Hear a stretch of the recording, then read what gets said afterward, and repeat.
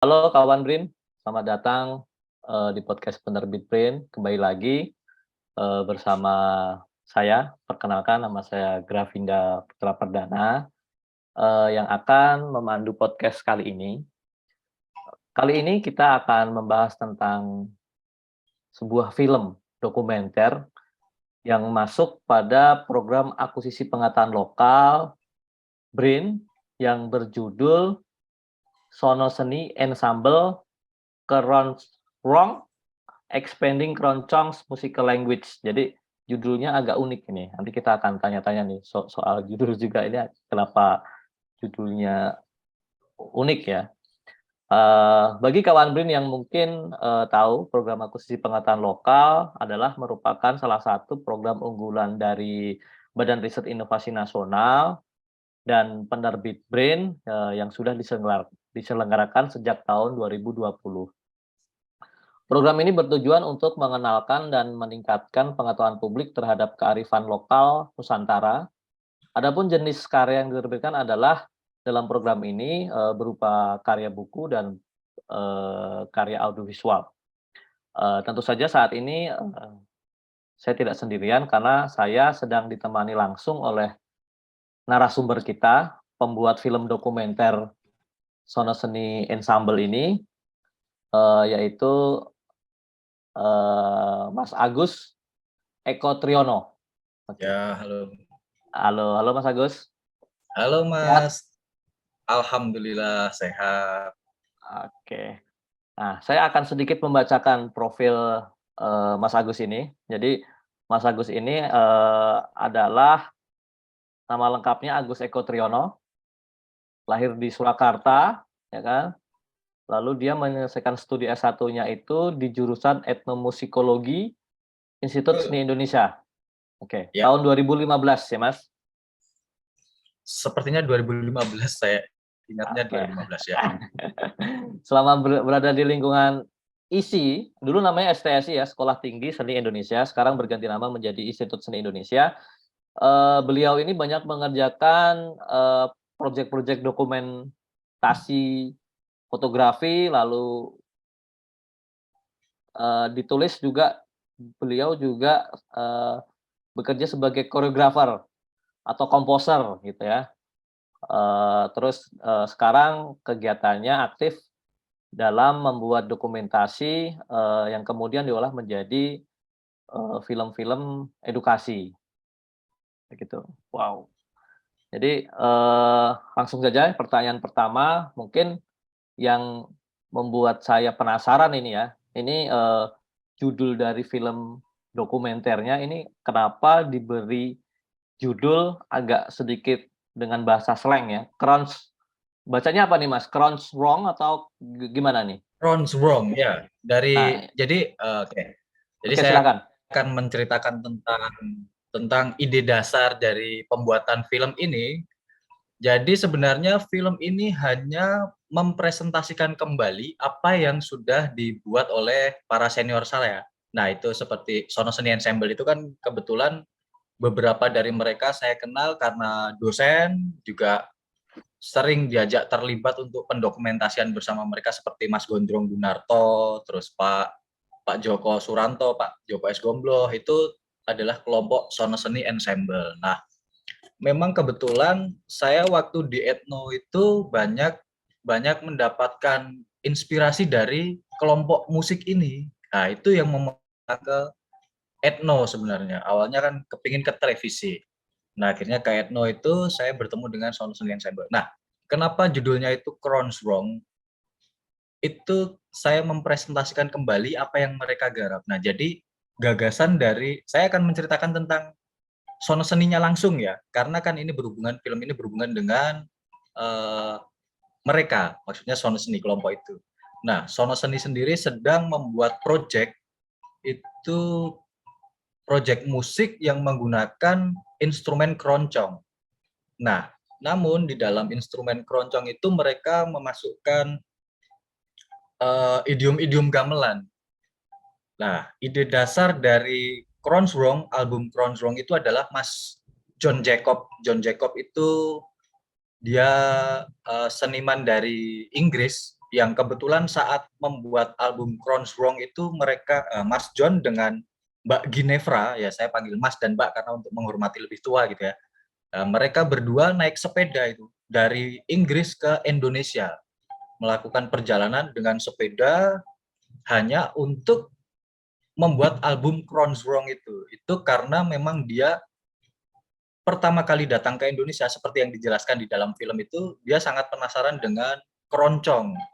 Nah, sepulang akhirnya selesai dia belajar dan bertemu dengan beberapa seniman di Solo, kolaborasi, dia pulang ke Inggris dan terpikir untuk membuat album Crown's Wrong itu. Nah, dari situ dalam perjalanannya itu saya langsung kepikiran untuk ini sesuatu proses yang menarik gitu. Ketika ada orang datang dari jauh-jauh membuat musik, komposisi musik yang dengan instrumen keroncong namun di dalamnya ada nuansa gamelan, juga terdapat elemen-elemen seperti musik Kuba yang dibilang itu, terus jazz.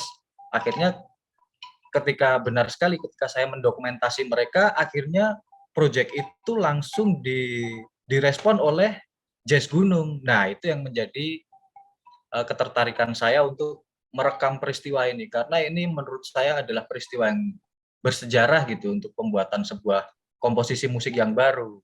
Nah, sementara juga saya seperti yang dijelaskan Mas Pinda tadi, kenapa saya saat ini terfokus di film-film edukasi. Sebenarnya saya yang nggak terlalu pede kalau untuk bilang film edukasi, tapi minimal saya untuk arah ke sana. Karena dari hal-hal yang kecil, menurut saya banyak sekali yang bisa kita tangkap untuk kita sampaikan kembali. Salah satu contohnya adalah kenapa hadirlah film Crown's Wrong ini. Karena ketika album jadi, terus akhirnya dia masuk ke platform media digital, terus YouTube atau pementasan-pementasan, itu menurut saya akan lebih lengkap ketika ada sebuah feature, film dokumenter pendek, menceritakan tentang proses itu. Nah, akhirnya jadilah film Crown's Wrong. Tentang judul itu bukan dari saya pribadi, tapi judul itu resmi dari album yang mereka buat. Jadi saya tidak merubah judul sama sekali. Karena memang tujuan saya dalam film ini untuk mewakili album itu kepada masyarakat lewat mereka sendiri. Ini ada albumnya, Mas. Nah, jadi menarik. Nah, dari sini mungkin kan nanti kita akan jadi lebih mengenal, oh ternyata Indonesia punya keroncong yang berbeda, yaitu yang disebut Crown's Wrong. Nah, itu harus didengarkan. Kira-kira seperti itu. Oke, kalau melihat background dari, akademis Mas Agus ini kan sempat kuliah di jurusan etnomusikologi, artinya memang sebetulnya dari, apa namanya, dari lingkungan juga sebetulnya memang Mas Agus ini ada di tengah-tengah lingkungan, etno etno ya. Ya, Nah, ini kan ada beberapa kawan BRIN mungkin agak sedikit awam ini jurusan etnomusikologi, lalu membahas tentang apa, musik ataukah penelitian yang seperti apa. Itu mungkin Mas Agus bisa sedikit ceritakan sebetulnya jurusan etnomusikologi ya, yang terkait dengan sebetulnya ini erat erat kaitannya dengan film ini juga gitu. Bisa sedikit betul. kasih insight ke kawan-kawan BRIN? Oke. Jadi ketika itu saya, ya ini sekalian ya saya curhat gitu, menceritakan tentang peristiwa masa lalu lah.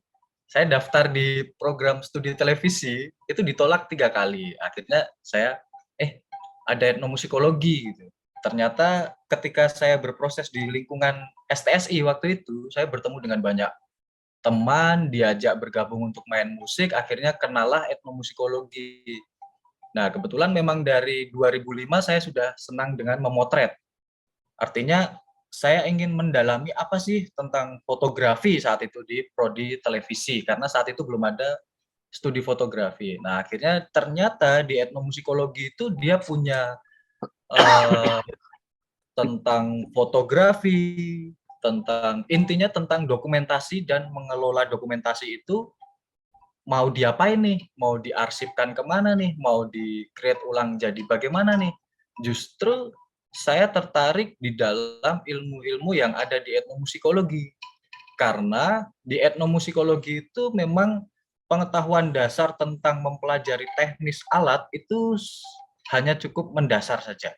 Karena mungkin kalau saya sendiri melihat etnomusikologi itu dia diberikan sesuatu yang lebih kaya. Artinya kita dihadapkan untuk ke masyarakat, melihat langsung kebudayaan seperti apa, terus melihat di situ juga ketika saya masuk etnomusikologi, saya langsung diberikan beberapa informasi dalam mata kuliah. Contohnya memainkan gamelan Bali, memainkan karawitan Sunda, bermain gandrang Makassar.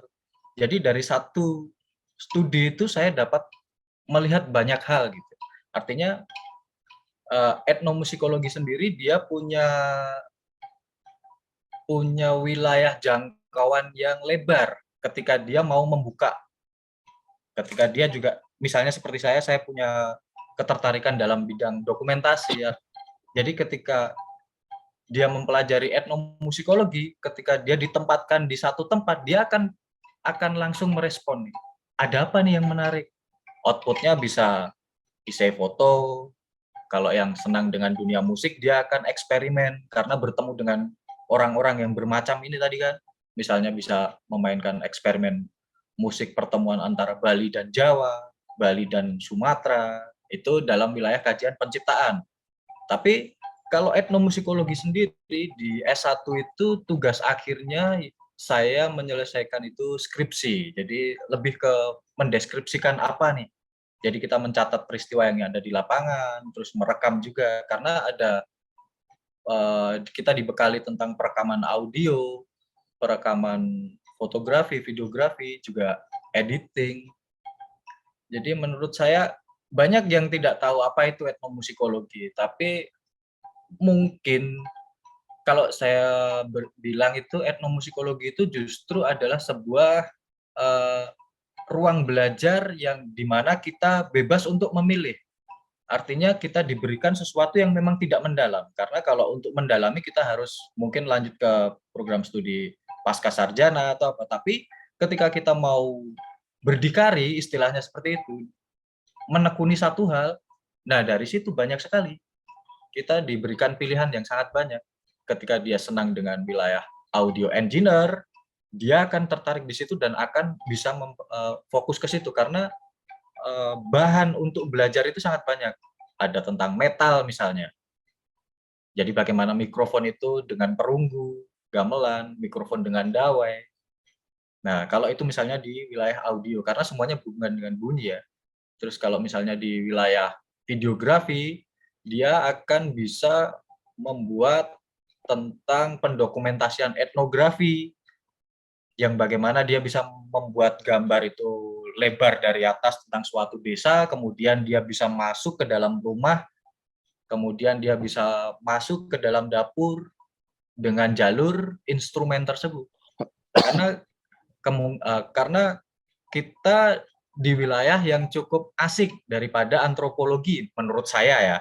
Karena kalau antropologi kan kita langsung nih, kita bertemu dengan orang tanpa basa-basi gitu maksudnya. Kalau di etnomusikologi kita punya itu tadi, instrumen yang kita pakai adalah bunyi, musik, sehingga kita bisa masuk dimanapun.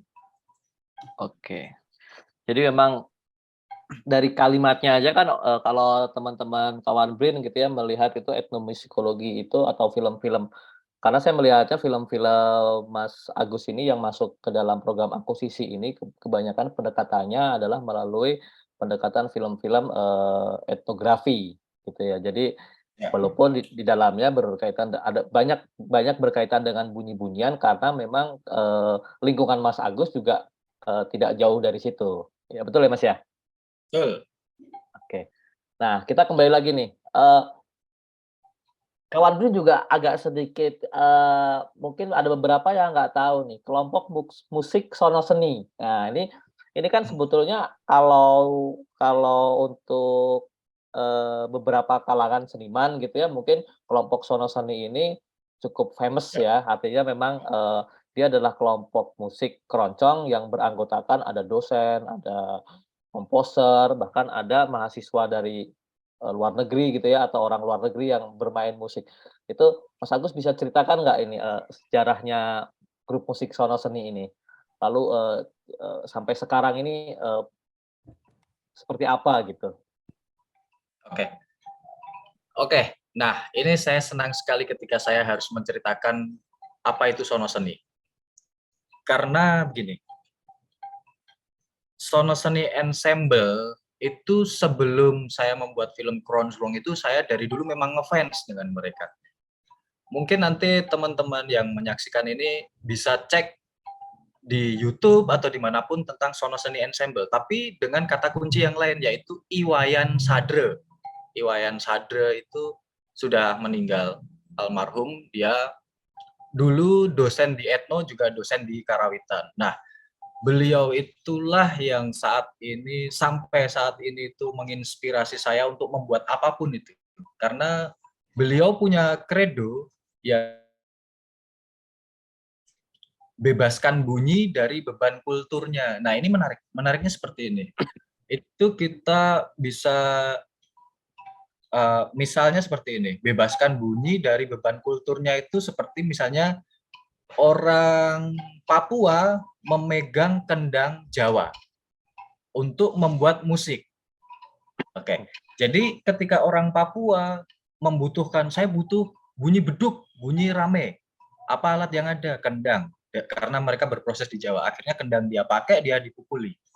Nah, tetapi ketika orang Jawa melihat orang Papua memukuli kendang itu, pasti akan, wah, ini gimana ini kendang kok dipukuli seperti itu.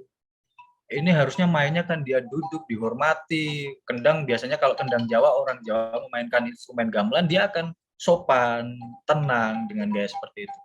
Nah, tetapi kemudian Iwayan Sadra membuat sebuah kredo yang berbunyi bebaskan bunyi dari beban kulturnya. Nah, ini sangat memotivasi saya untuk membuat apapun itu jadi lebih bebas. Artinya kita bukan orang yang mahir, minimal kita tahu teknis, kita bisa membuat apapun itu dan bebas. Yang penting kita tahu apa yang mau disajikan seperti itu.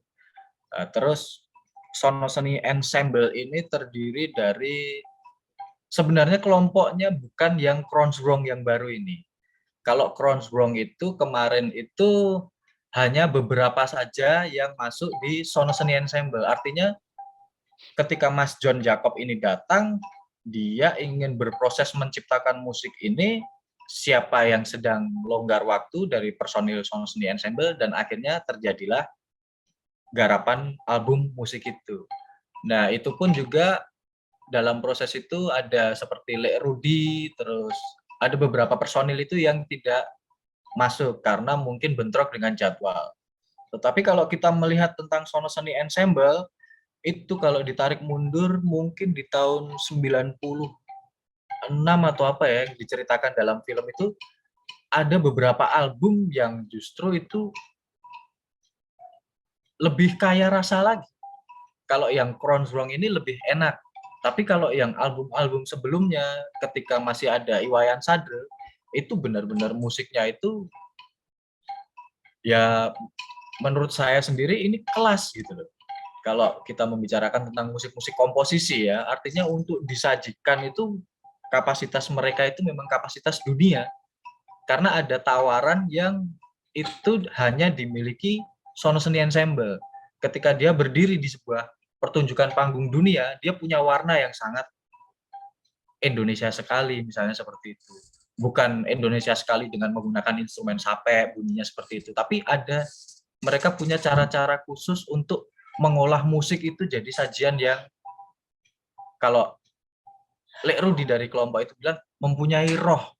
Dalam mendengarkan musik pun kita bisa seketika itu seperti tahan napas karena bunyi yang sangat, tiba-tiba ada bunyi yang seperti itu. Nah, seperti itu. Nah, terus juga album Sono Seni Ensemble ini yang tahun-tahun sebelumnya ada beberapa album seperti Sweeta Sweet, terus No End in Sight, itu juga Mas John Jacob pernah datang dulunya itu sebelum album yang terakhir kemarin itu, ada album-album juga. Cuman mereka pada saat itu tentang mengelola musik, produk-produk jadinya itu kurang begitu seperti yang dilakukan di Jakarta. Karena di Solo kan kita merekam ya sebenarnya ada sih Lokananta, cuman mereka saat itu hanya fokus kepada pertunjukan, tapi tidak kepada arsip yang dia berbentuk bunyi, file musik atau apa. Nah, baru yang Ronzrong ini album mereka masuk di platform-platform digital. Sono Seni Ensemble seperti itu. Juga seperti Iwayan Sadra itu memang menurut saya sosok yang sangat penting untuk diketahui gitu. Nah, makanya saya bagaimana caranya untuk menyampaikan gagasan-gagasan beliau ketika beliau sudah meninggal, tapi saya bukan bermaksud untuk mengoprak-ngaprak apa yang sudah terjadi kemarin ya, tapi justru saya ingin mengambil kembali, melihat kembali dan menyajikan ulang supaya apa yang saya ketahui ini juga diketahui oleh teman-teman yang lain. Itulah spirit dari Iwayan Sadra yang kemudian melahirkan Sono Seni Ensemble. Juga masih ada tinggalannya Iwayan Sadra itu bukan musik biasa, etno ensemble. Banyak kelompok-kelompok musik di Solo itu yang diinisiasi oleh Iwayan Sadra. Kira-kira seperti itu, Mas Binda. Oke.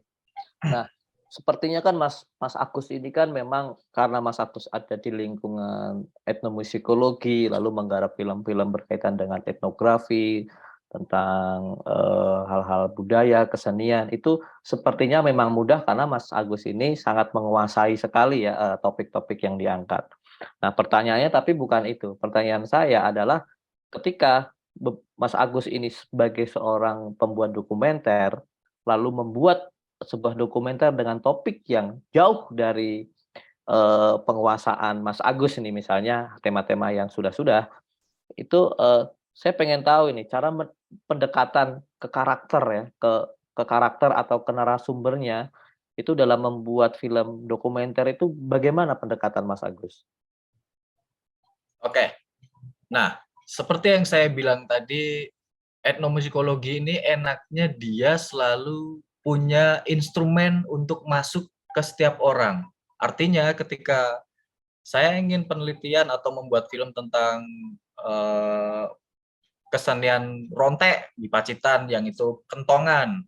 Jadi ketika saya ingin mengenal narasumber ya saya tinggal hadir di peristiwa itu, saya ngobrol tentang musik itu, bagaimana caranya mereka bermain sampai akhirnya dikenalkan. Nah, seperti juga di Sono Seni di Kronsrong Film ini kebetulan beberapa narasumber itu semuanya saya kenal dan kami sangat akrab.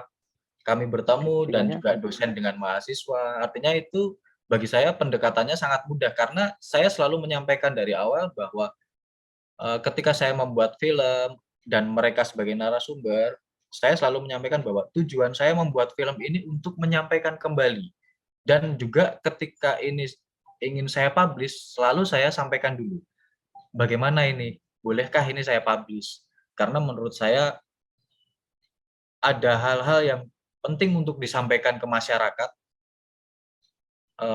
tentang peristiwa-peristiwa itu dan itu saya sampaikan juga kepada narasumber-narasumber. Bagaimana kalau saya membuat film seperti ini? Seperti ini akan tahun depan ini akan saya kirimkan juga lagi nanti tentang tentang tari. Karena saya juga akan bekerja dengan beberapa koreografer. Nah, itu saya akan menyajikan karya lama tapi disampaikan kembali. Apa sih ilmu-ilmu yang telah terjadi ketika mereka proses dan menghasilkan karya itu? Nah, itu menurut saya pasti ada pengetahuan-pengetahuan yang menarik karena di Indonesia ini kan yang menekuni tentang musik juga banyak, yang menekuni tentang tari juga banyak. Artinya apapun itu ada sisi-sisi yang itu celah untuk disampaikan kembali. Kira-kira seperti itu Mas kalau pendekatan ke narasumber ya. Jadi lebih asik ngobrol akhirnya boleh nggak nih kalau ini diarsip, sistemnya ngarsip. oke. Ini masih nyambung ya, masih nyambung pertanyaan yang tadi. Tadi kan Mas pendekatannya langsung ngobrol. Nah, tentu kan dari hasil obrolan itu kan artinya itu kan hanya penjajakan. Nah, kemudian pada saat Mas Agus, berniat untuk mewawancarai gitu ya, mengambil informasinya, nah bisa nggak Mas Agus, menceritakan prosesnya atau sharing ini ke kawan BRIN atau teman-teman pembuat dokumenter, teknik-teknik wawancara seperti apa supaya kesannya ngobrol lalu, tidak seperti pertanyaan A dijawab A gitu loh, kalau kalau saya melihat beberapa film ini kan kesannya ngobrol aja gitu, tapi pasti ada pertanyaan-pertanyaan yang dilontarkan sebelumnya. Ini seperti apa ini, cara Mas Agus untuk mewawancarai si narasumber-narasumber ini, karakter-karakter ini? Oke,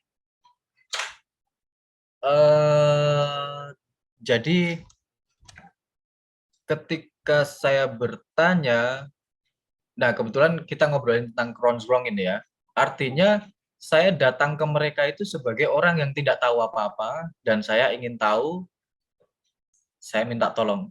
Seperti misalnya "Mas John, saya mau wawancara, saya ingin, pengen tahu nih, apa sih kenapa Mas John jauh-jauh datang ke sini untuk menciptakan album Kronsrong ini. Kira-kira ide dasarnya apa sih, Mas? Terus bagaimana prosesnya? Saya boleh merekam tidak? Saya seperti itu kan. Waktu itu kebetulan saya kan diminta ikut dokumentasi ke Jazz Gunung pada peristiwa itu. Jadi ketika saya diminta dokumentasi mereka pentas, saya selalu punya improvisasi untuk melakukan kegiatan daripada nganggur, mereka tidak ada latihan, tidak ada kegiatan, saya todong langsung. Kita wawancara sebentar ya. Apa nih? Yes, tentang Kronsrong. Nah, gitu akhirnya mereka akan menceritakan gagasan mereka dan menurut saya ketika dia membuat sesuatu dan kita merespon, pasti senang karena kita merespon dalam keadaan untuk, eee, bukan membantu ya, tapi ya mendampingi apa yang dia buat gitu. Jadinya ketika dia nge-share hanya satu ini, kita punya share-share-an lagi. Kita punya instrumen pendukung untuk mendukung apa yang dia buat. Makanya ketika saya wawancara dengan mereka, itu pun mereka hanya menceritakan.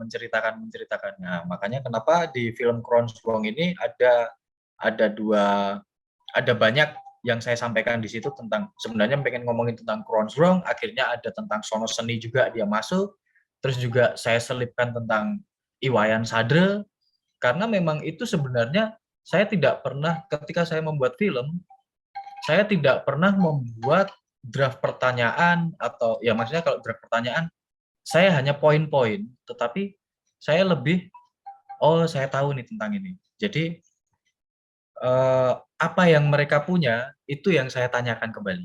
Ketika dia jawab, saya tanyakan kembali. Ketika dia jawab, saya tanyakan kembali. Ketika saya mendapatkan jawaban, itu akan saya carikan data pembanding, apa nih data yang ada. Nah, seperti itu. Nah, kalau yang Sono Seni ini kebetulan memang saya dari dulu sangat ngefans dengan Iwayan Sadre, makanya ini kesempatan yang menarik. Saya ingin menyampaikan apa yang saya suka ini, yang saya tahu tentang Iwayan Sadre.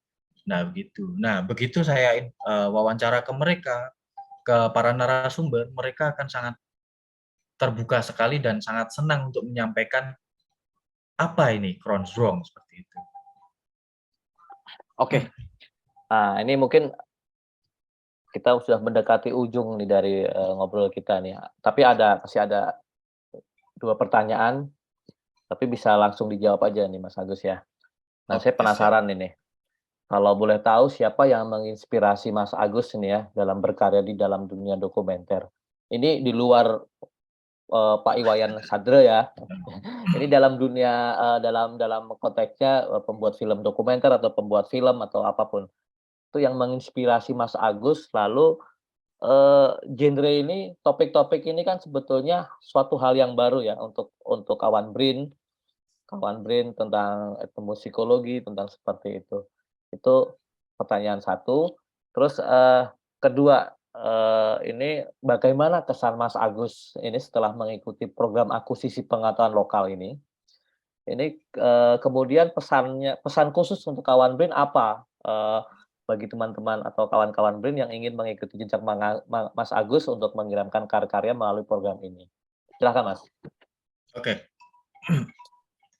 Kalau yang menginspirasi saya di dokumenter itu saya dari dulu suka melihat National Geographic, suka melihat Discovery Channel juga apapun itu yang berhubungan dengan pengetahuan, membuat kita penasaran dan jadi tahu. Nah, kalau sosok siapa yang menginspirasi film dokumenter di Indonesia, kebetulan saya tidak banyak mengetahui film-film di Indonesia seperti apa, tapi saya tahu tentang Garin Nugroho. Yang saya tahu tentang dia adalah dia punya punya garapan sesuatu yang menurut saya itu liar gitu. Jadi ada hal-hal yang unik seperti satu take pertunjuk misal itu kalau saya melihat seperti pertunjukan teater yang direkam dengan satu kamera, tapi kamera itu moving. Nah, itu menginspirasi saya juga, tapi kalau untuk ke wilayah artistik seperti itu saya belum mampu dan juga memang belum ke situ. Jadi kalau untuk film dokumenter, saya terinspirasi dari National Geographic, Discovery Channel. Itu mereka menjelaskan hal-hal yang sangat simpel dengan pendekatan yang sangat menarik, dengan kemasan yang sangat menarik. Nah, kebetulan karena itu mungkin bahasa Inggris, jadi tidak terlalu banyak diminati ya di Indonesia ya. Nah, kenapa akhirnya saya membuat beberapa film-film yang itu menurut saya kulit-kulit saja tapi enak untuk disampaikan ke masyarakat karena saya sendiri juga sebelum ada program BRIN dulu itu saya bingung, waduh ini kerjaan apa ini, namanya juga freelance kan, bingung. Akhirnya saya kepikir seperti ini, saya punya kamera, saya punya alat rekam, kenapa saya nggak membuat feature, membuat film-film pendek. Nah itu pertama kali saya membuat film itu ide awal itu tahun 2016 itu saya membuat rekaman gamelan Coro Balen. Gamelan Coro Balen itu gamelan yang ada di keraton. Saya merekam itu dan saya carikan narasumber dengan tujuan akan saya putar ke sekolahan Solo dulu minimal. Saya akan ngamen dengan film. Saya akan presentasi dengan kepala sekolah untuk mempresentasikan film itu dan murid-murid datang untuk membayar berapa 2.000 entah 5.000 yang penting saya sharing intinya cari uang gitu awalnya seperti itu dan saya membuat film sebanyak-banyaknya untuk datang ke sekolahan. Nah kebetulan saya mendapat informasi tentang BRIN ini sangat bersyukur sekali artinya apa yang saya buat itu justru malah langsung nasional gitu bisa dikenal, bisa di-share ke skala yang lebih luas lagi, yang awalnya saya hanya berharap ini bisa berputar di wilayah Solo, karena film saya, menurut saya itu hanya film yang sangat biasa, karena hanya menyampaikan hal-hal umum ya, tidak banyak diminati. Kalau di Indonesia kan kebanyakan minatnya mungkin film-film yang apa gitu, juga di televisi kan juga banyak sinetron gitu ya. Jadi film-film seperti ini, film-film tentang discovery gitu nggak terlalu banyak diminati. Nah dengan adanya BRIN ini, saya sangat menyarankan teman-teman itu untuk merekam juga untuk mendokumentasikan peristiwa-peristiwa di sekitar sebenarnya. Karena di sekitar kita itu banyak pengetahuan lokal, sangat banyak, menurut saya sangat banyak. Jadi kenapa tidak ketika ada program BRIN, jadi kita membuat dan dimasukkan ke situ. Nah, karena kan di situ juga ada tim penilaian juga ya, artinya kan kita bisa melatih seberapa sih kita sudah mampu meloloskan apa yang kita buat, seberapa orang itu bisa menangkap apa yang kita buat seperti itu. Dan BRIN ini keren, bangga saya. Oke, nah karena waktu kita dibatasi Mas Agus, Oke, siap. kita mungkin bisa lanjut lagi di obrolan-obrolan podcast yang akan datang ya Mas Agus. Semoga kita masih Siap, siap. bisa bertemu. Terus karya-karya Mas Agus nanti mungkin di tahun 2023 mungkin bisa lolos lagi di program ini. Amin, amin, amin. Oke. Jadi kawan Brin, kalau yang belum menonton film Sono Seni Ensemble Keroncong Expanding Keroncong Musical Language, segera tonton di kanal YouTube BRIN, ya, di-searching aja di kanal YouTube BRIN, BRIN Indonesia. Oke Mas Winda, titip sedikit. Jadi Oke, silakan. teman-teman, kalau kawan-kawan BRIN pengen mendengarkan karya musiknya, juga bisa di platform digital seperti Spotify, Reso, itu album mereka sudah bisa didengarkan. Dan Oke, saya rekomendasikan untuk mendengarkan album itu. oke. Itu Mas. Albumnya judulnya sama dengan filmnya ya? Sama. Oke, oke, oke. Baik, tidak terasa saat ini kita sudah pada di ujung waktu. Lalu saya ingin mengucapkan banyak terima kasih, atas waktunya, Mas Agus, sudah bersedia berbincang-bincang untuk membagikan pengetahuan dan pengalamannya kepada saya dan semua kawan BRIN yang ada di manapun di Indonesia. Terima kasih, Mas. Sami-sami Mas Winda. Oke.